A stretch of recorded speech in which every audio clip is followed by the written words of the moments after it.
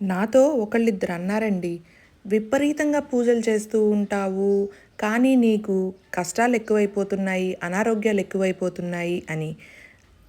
ఇది నిజమే అంటారా? పూజలు చేసే వాళ్ళకే కష్టాలొస్తాయా? నా ఉద్దేశంలో అయితే కాదండి. కష్టసుఖాలనేవి మన కర్మ ఫలితాలండి. పూజల వల్ల ఈ కష్టసుఖాల్ని తట్టుకొని నిలబడే మనోధైర్యం కలుగుతుంది. ఆత్మవిశ్వాసం పెరుగుతుంది.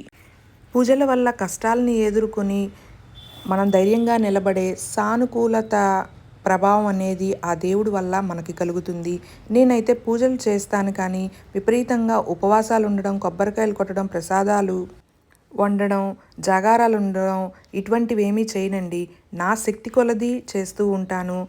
రోజు మామూలుగా దీపారాధన చేసుకుని స్తోత్రాలు, మంత్రాలు ఇట్లాంటివి చదువుకుంటాను తప్ప ప్రతిరోజు ఉపవాసాలు ఉండాలి, ప్రతిరోజు ప్రసాదాలు వండాలి అని ఇట్లా ఏమీ ఉండదండి నాకు. సర్వేజన సుఖినో భవంతు.